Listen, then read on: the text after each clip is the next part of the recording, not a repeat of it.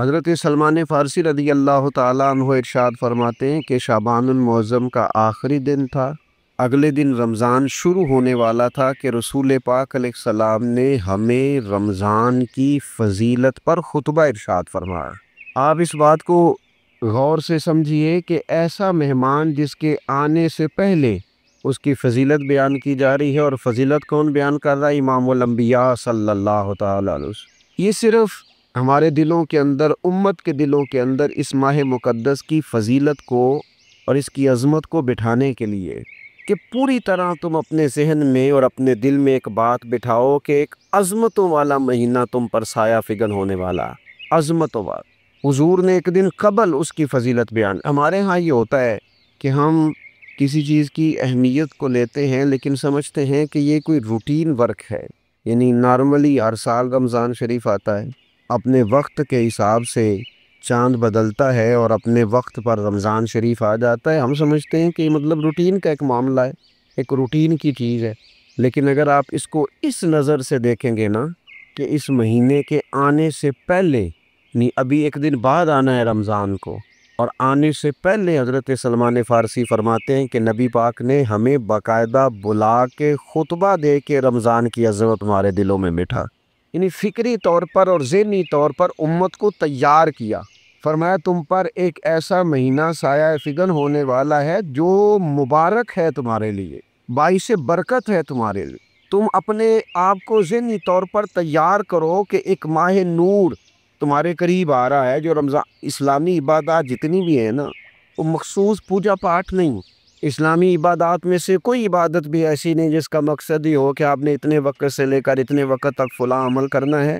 جتنی بھی عبادات ہیں اسلامی، وہ اپنے دامن میں کوئی نتیجہ رکھتی ہیں، کوئی رزلٹ رکھتی ہیں، اس کے ثمرات انسانی زندگی پر مرتب ہوتے، انسان کو تزکیہ نصیب ہوتا ہے، اس کے باطن کو صفائی نصیب ہوتی ہے، اسے خیر کرنے کا موقع ملتا ہے، تربیت کے بہت سارے مواقع اس میں پائے جاتے ہیں، بہت سارے اسرار و رموز کے ساتھ اسلامی عبادات ہیں۔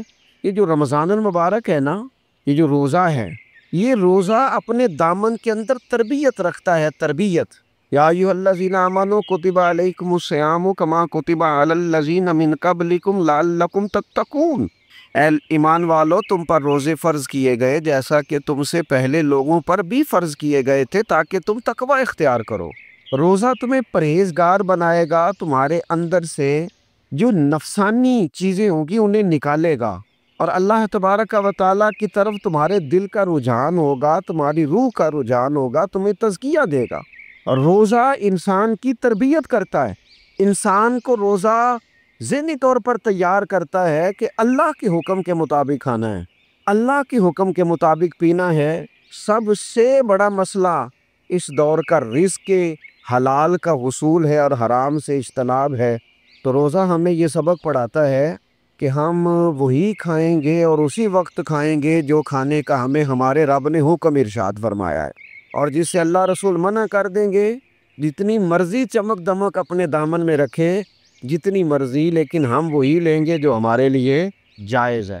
آپ غور فرمائیے، روزہ لعلکم تتقون، روزہ تمہیں پرہیزگار کرتا ہے۔ بہت سارے لوگ ایک بات کرتے ہیں کہ عادتیں نہیں بدلی جاتی، یار کوشش کرتا ہوں لیکن میری عادت نہیں تبدیل ہوتی۔ میں آپ کو ایک رائے دینے لگا ہوں، مشورہ دینے لگا ہوں، میں آپ سے یہ عرض کرنے لگا ہوں کہ موقع آیا ہے رمضان شریف کا۔ رمضان میں نا بندہ روٹین میں اپنی عادتیں بدلتا ہے۔ کسی کو سویرے 7 بجے کھانے کی عادت ہے، کسی کو 9 بجے کھانے کی عادت ہے، کوئی صبح ناشتہ نہیں کرتا، دوپہر میں ہی کھاتا ہے۔ لیکن رمضان آیا تو عادت بدل گئی، 7 بجے والا بھی نہیں کھا رہا، 9 بجے والا بھی نہیں کھا رہا، دوپہر والا بھی نہیں کھا رہا، سارے سحری میں کھا رہے ہیں۔ عادت بدل گئی، بالکل طبیعت بدل گئی، روٹین چینج ہو گئی۔ کوئی اٹھ رہا تھا صبح فجر میں، اللہ کی توفیق سے اللہ تعالیٰ معاف فرمائے تو کچھ ایسے بھی تھے جو 9-10 بجے اٹھ رہے تھے، کچھ الحمدللہ فجر پڑھ کے چلو کسی وجہ سے پھر سو گئے، 10-11 بجے اٹھ رہے تھے، روٹین بدلی ہوئی تھی۔ رمضان آیا تو بدل گئی، سارے سحری میں اٹھ رہے ہیں، تہجد کے وقت سب کی آنکھ کھل رہی ہے، بالکل روٹین بدل گئی، حالات بدل گئے، معاملات تبدیل ہو گئے، اوقات تبدیل ہو گئے، دفاتر کے ٹائم تبدیل ہوئے، اسکولوں کے نظام تبدیل ہوئے، مدارس کے اوقات تبدیل ہوئے، ہر چیز کے اندر تبدیلی آئی۔ معنی کیا ہے کہ اللہ نے تمہیں موقع دیا ہے کہ عادتیں بدلی جا سکتی ہیں، اپنے آپ کو تبدیل کیا جا سکتا ہے، لائف سٹائل کو چینج کیا جا سکتا ہے، یہ موقع آیا ہے۔ ایک مہینہ ہے پورا، 2 3 دن 4 دن آپ کی روٹین بگڑ جائے نا سونے کی، یعنی روٹین سے ہٹ کے آپ سونا جاگنا شروع کر دیں تو پھر وہی روٹین بن جاتی ہے، پھر اسی ترتیب سے انسان سارے کام کرتا ہے۔ تو رمضان میں روٹین چینج ہوگی، سارے تہجد میں اور سحری میں اٹھیں گے، تو اللہ کرے نا یہ روٹین قائم رہے۔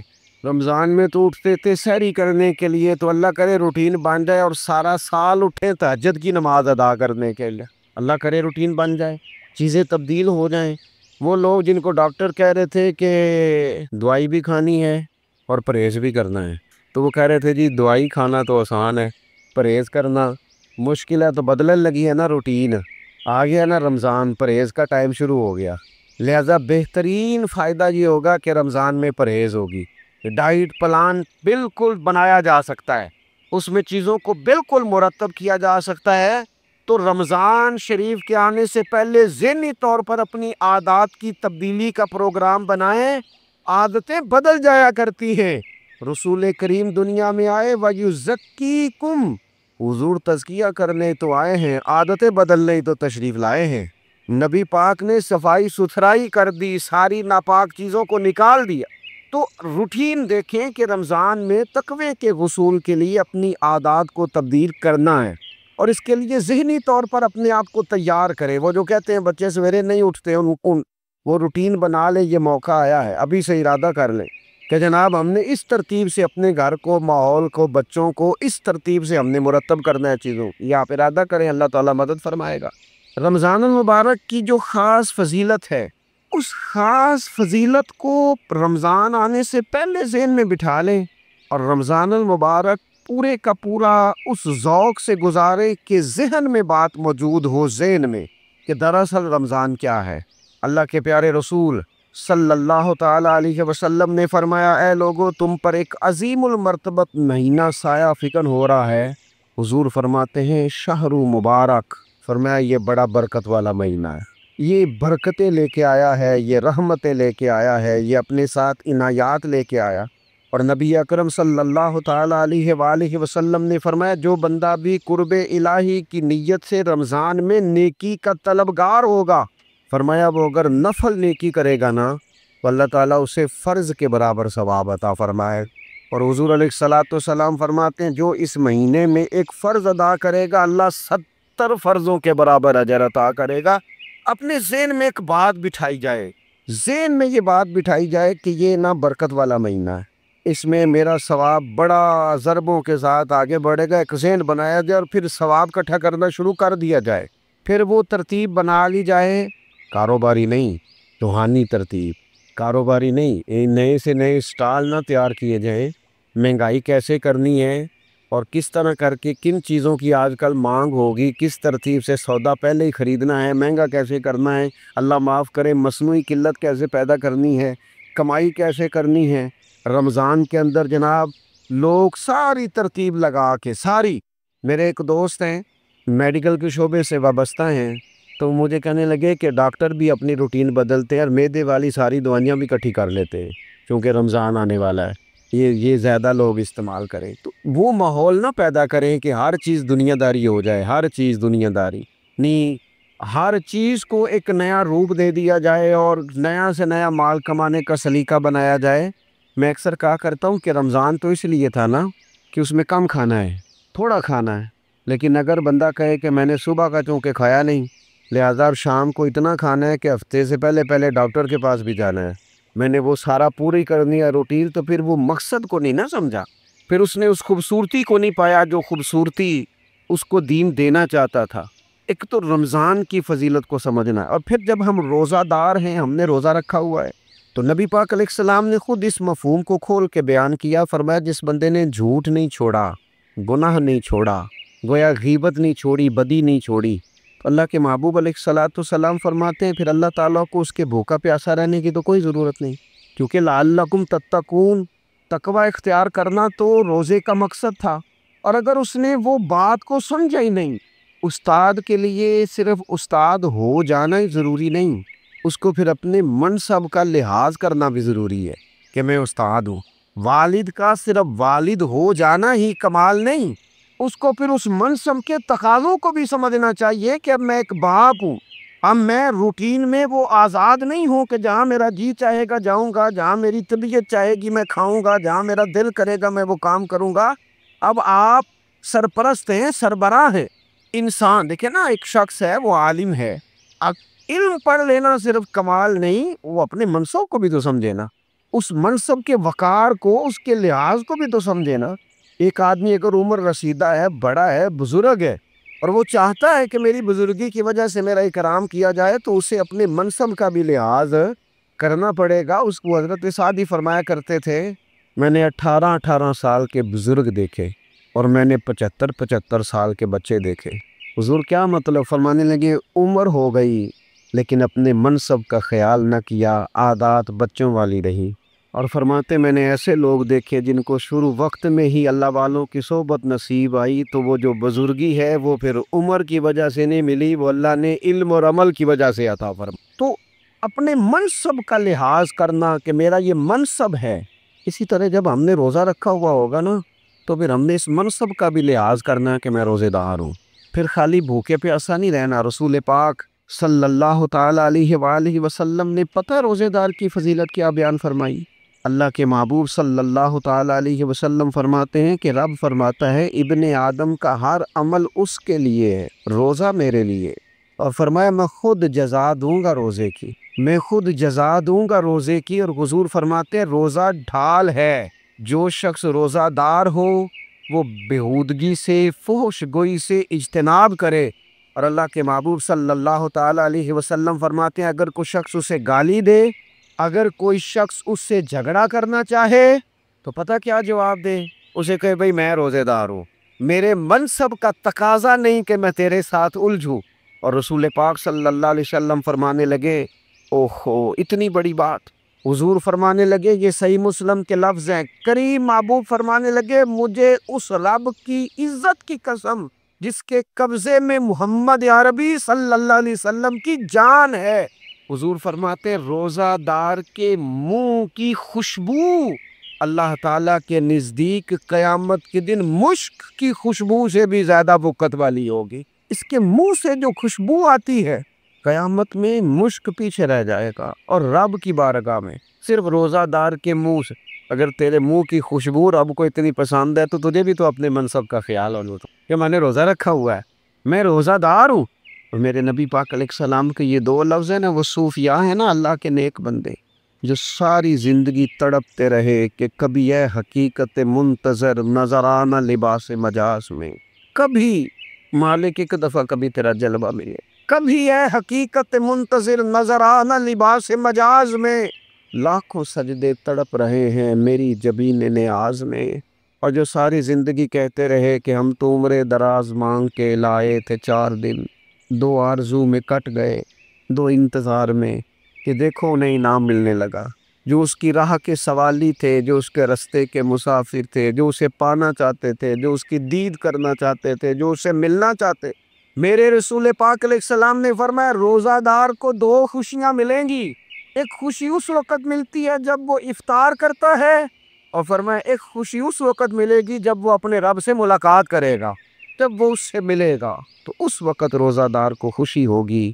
میرے دوستو خوشی تو جو ہوگی سو ہوگی، لیکن یہ لفظ بڑے حسین نہیں کہ روزہ دار کی رب سے ملاقات ہوگی، یہی لفظ بڑے باکمال نہیں؟ ایک روایت میں تو یہ ہے نا کہ روزہ میرے لیے ہے میں اس کی جزا دوں گا، اور ایک روایت میں یہ ہے کہ روزہ میرے لیے ہے اور رب فرماتا ہے میں خود روزے کی جزا ہوں، یعنی باقی نیکیوں پر ثواب ملے گا، روزہ رکھنے والے کو رب رحمان ملے گا۔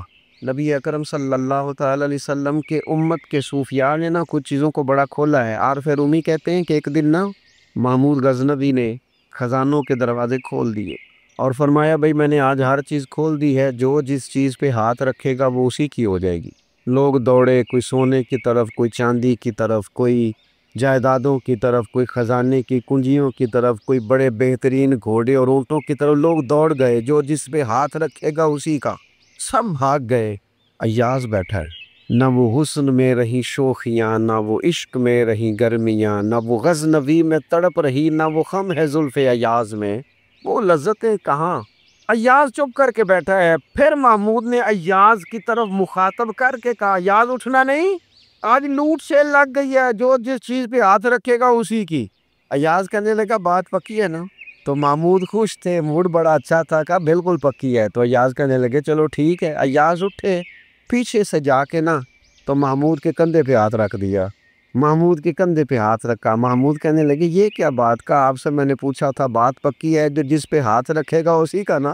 تو تھوڑی دیر پہلے مسکراتے چہروں میں آنسو آ گئے۔ ایاز بھی روئے تو محمود بھی روئے۔ کہا بادشاہ پکا رہنا، وہ جن کو خزانے چاہیے تھے وہ دوڑ گئے، مجھے تو چاہیے۔ لنگ کئی مہینے تے برس گئے تے تیری دید نو دیدے ترس گئے، تیری تو ملے گا؟ تو پھر کہا محمود نے، اس نے کہا میں وعدہ کر چکا تھا، بس ٹھیک ہے، باقیوں کے خزانے اور میں تیرا طے ہو گئی۔ فرمایا باقی نیکیوں پر ثواب ملے گا، اور روزہ رکھنے والے کو رب رحمان ملے گا، اللہ کا قرب ملے گا۔ دیکھو نا، وہ خاص انسان کو کیفیت حاصل ہوتی ہے روزے میں، رب کے ہونے کا یقین۔ وہ جو صوفیاء کہتے ہیں نا مراقبہ کرو، وہ نصیب ہوتا ہے۔ یعنی کسی کو کیا پتہ ہے اس کا روزہ ہے کہ نہیں، اکیلا ہے نا گھر میں، فریزر بھرا ہوا ہے، نہیں نہ کھاتا، کیوں؟ اسے پتہ ہے میرا رب میرے ساتھ ہے، میرا رب مجھے دیکھ رہا ہے۔ بس یہ تصور توحید پکا ہو جاتا ہے رمضان، تو پھر اللہ تبارک و تعالیٰ کی بھی خاص رحمت اور کوئی خاص ہی اعزاز۔ حضور فرماتے ہیں جنت کے کئی دروازے ہیں، ایک باب ریان ہے، اس سے صرف روزہ دار گزریں گے۔ آواز ہوگا روزے والے آ جاؤ، وہ آ جائیں گے، فرمایا اس خاص دروازے سے گزرو، جب گزر جائیں گے تو فرمایا بند کر دو بھئی، اور کوئی نہیں گزرے گا یہاں سے۔ دروازہ ہی مخصوص ہے، ان کا اعزاز ہی ذرا زیادہ ہے۔ تو میرے عزیز، رمضان شریف کے اندر وہ منصب کا بس خیال رکھیں کہ میں روزہ دار ہوں، اس احتیاط کے ساتھ۔ اور دوسری جو رمضان کی چند عبادات ہیں نا، سب سے پہلی تو میں عرض کروں گا تراویح کے حوالے سے۔ یہ بات یاد رکھ لیں کہ نبی پاک علیہ الصلوۃ والسلام نے فرمایا جس نے ایمان اور احتساب کی نیت کے ساتھ رمضان میں قیام کیا، اللہ اس کے پچھلے سارے گناہوں کو معاف فرما دے گا۔ اور ایک مقام پر نبی پاک صلی اللہ تعالیٰ علیہ وسلم نے بیان کیا، یہ مشکات میں موجود ہے، حضور فرماتے ہیں رمضان اور قرآن دونوں قیامت کے دن بندے کی شفاعت کریں گے۔ رمضان کہے گا یا اللہ میں نے اسے دن بھر کھانا کھانے سے باز رکھا، اور تیری بارگاہ کے حکم کے مطابق اس نے اپنے آپ کو ان چیزوں سے بچا کے رکھا۔ اور قرآن کہے گا مالک رات میں نے اسے نیند سے روکے رکھا۔ کیا مطلب؟ اس نے کھڑے ہو کے عبادت کی۔ اگرچہ اس سے مراد شارحین حدیث نے تراویح بھی لیا ہے، تہجد کی نماز بھی لیا ہے، صلاۃ اللیل بھی لی ہے، لیکن میرے عزیز یہ خاص ربط ہے قرآن مجید کے ساتھ تراویح کا۔ مسنون ہے رمضان کی راتوں میں قرآن مجید اور تراویح کا پڑھنا۔ اگر تھوڑی سی نا طبیعت میں صرف تبدیلی پیدا کی جائے، میں نے دیکھا ہے کہ جو لوگ کہتے ہیں نا میرا وقت بڑا قیمتی ہے، بڑی ساری جگہوں پہ آپ کو بیٹھنا پڑتا ہے، بیٹھیں آپ 2 گھنٹے بیٹھیں، 3 گھنٹے بیٹھیں۔ میں نے دیکھا ہے لوگ جاتے ہیں کسی دفتر میں تو رات کو ہی چلے جاتے ہیں، اس علاقے میں کھڑے ہیں، پاسپورٹ کے دفتر کھڑے ہیں، شناختی کارڈ کے دفتر کھڑے ہیں، امیگریشن کی لائنوں میں کھڑے۔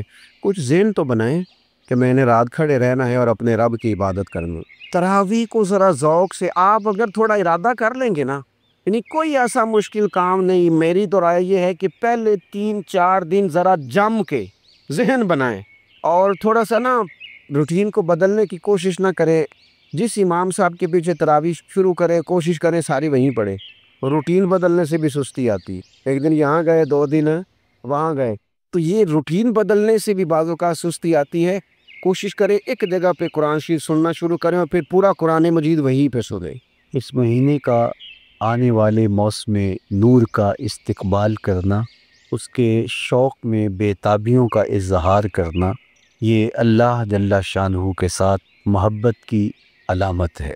شعبان المعظم کے دن گن گن کے گزارے جائیں کہ اتنے دن رہ گئے ہیں رمضان المبارک میں، اب اتنے دن رہ گئے ہیں رمضان المبارک میں۔ انسانی ذہن میں یہ سوال پیدا ہو سکتا ہے کہ متعینہ وقت پر تو اس مہینے نے آنا ہی ہے، اور اگر زندگی موجود رہی تو اس کو پا ہی لیں گے، تو اس شدت سے انتظار کرنے کا کیا مطلب؟ تو اس کا جواب یہ ہے، بیرون ملک سے کسی کے بزرگ نے، والد نے یا کسی کے بیٹے نے آنا ہو تو وہ 2 ماہ قبل ہی آنکھیں فرش راہ کیے ہوتے ہیں اور گن گن کے دن گزار رہے ہوتے ہیں، اور جو ہی لمحے قریب آتے ہیں تو پھر گھڑیاں اور ساعتیں بھی گنی جاتی ہیں۔ بار بار گھڑی دیکھتے ہیں، ابھی تک پہنچے نہیں، جبکہ یہ طے ہے کہ 5:02 پہ فلائٹ اترے گی۔ تو بار بار گھڑی دیکھنے کا مطلب لاہور سے 2 گھنٹے یہاں گجرانوالہ میں پہنچتے ہوئے لگیں گے، لیکن ہر 10 منٹ کے بعد کہ ذرا پتہ کرو کہاں تک پہنچے ہیں۔ کیا مطلب اس کا؟ مطلب اس کا یہ ہے کہ جب سینے میں کسی کا انتظار رکھا ہوا ہو تو پھر بے تابیاں، بے چینیاں، اضطراب موجود ہوتا ہے۔ ہم دنیا کے لوگوں کے ساتھ جو ربط و رشتہ رکھتے ہیں اس کے مطابق ان کا انتظار ہوتا ہے۔ کچھ آنے والے ایسے بھی ہوتے ہیں جنہوں نے ہمیں بتایا ہوتا ہے کہ فلاں دن ہم پہنچیں گے، اور وہ دروازے پہ دستک دے رہے ہوتے ہیں اور ہم سو کے اٹھ رہے ہوتے ہیں، اور اچانک جب پتہ چلتا ہے کہ فلاں باہر دروازے پہ دستک دے رہے ہیں تو ہم استقبال تو کر رہے ہوتے ہیں، لیکن ہمارے ذہن میں یہ بھی ہوتا ہے وہ میں بھول گیا، تو اب تو یہ کام بھی میرے ذمے ہے، تو مجھے یاد آ گیا ہوتا۔ تو جن لوگوں کے لیے دل میں محبتوں کی جگہ ہو تو ان کے لیے پھر سارے کام مؤخر کر کے ان کے استقبال کیے جاتے ہیں۔ یہ مہینہ اللہ کی رحمتوں کا موسم بہار ہے، چھم چھم رحمتیں برستی، انوار اترتے ہیں، گناہگاروں کو آتش دوزخ سے نجات بخش دی جاتی ہے۔ تو اس کا استقبال کرنا، اس کے لیے انتظار کرنا، گن گن کے دن گزارنا، لمحے اور ساعتیں بسر کرتے ہوئے بار بار ماہ سیام کا ذکر کرنا، اس مہینے کے ساتھ محبت کی دلیل ہے، اور اس مہینے کے ساتھ محبت اللہ سے محبت کی دلیل ہے۔ اس لیے اس مہینے کا استقبال کرنا، اس کے لیے تیاری کرنا، اپنے گھر کو صاف کرنا، اس کے لیے اپنی اولاد کے دل میں شوق پیدا کرنا اور ماحول پہلے پیدا کرنے کی کوشش کرنا، تاکہ جو ہی یہ ماہ جلوہ گر ہو تو روزہ رکھنے کا مزاج پیدا ہو چکا ہو، تلاوت کلام مجید کا مزاج پیدا ہو چکا ہو، دیگر نوافل اور اچھے اعمال بجا لانے کی عادت پڑ چکی ہو۔ تو شعبان میں ہی اس کی تیاری ہوتی ہے تاکہ رمضان المبارک آتے ہی ہم پوری طرح سے مستعد اور فعال ہو کر کے اس مہینے کی برکتوں کو سمیٹ لیں۔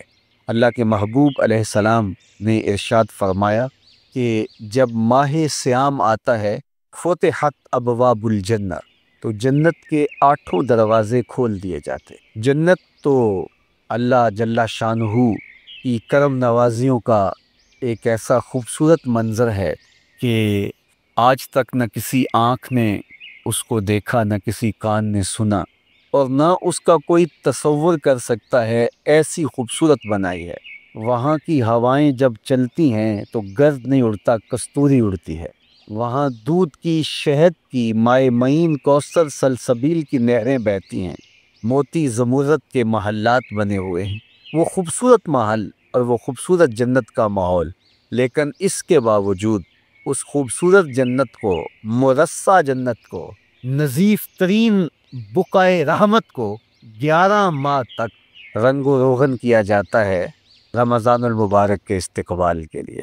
اور جب یہ مہینہ آتا ہے تو اس کے دروازے کھول دیے جاتے ہیں، اور جنت کے 8 دروازوں میں سے ایک دروازے کا نام باب الریان رکھا گیا ہے، جو صرف روزہ داروں کے اعزاز و تکریم کے لیے ہے۔ روزہ دار اس دروازے سے گزر کے جنت جائے۔ تو آپ اندازہ کیجئے کہ اللہ نے اس ماہ مبارک کو کیا عزت دی، کیا پروٹوکول دیا، کیا تکریم بخشی، کہ نبیوں کا امام، امام المرسلین، خاتم الانبیاء، محبوب خدا اس مہینے کے لیے منتظر رہتے کہ یہ مہینہ آنے والا ہے، یہ مہینہ آنے والا ہے۔ حضرت سیدنا سلمان فارسی رضی اللہ تعالی عنہ فرماتے ہیں کہ شعبان کی آخری تاریخ کو حضور نے ایک خطبہ ارشاد کیا۔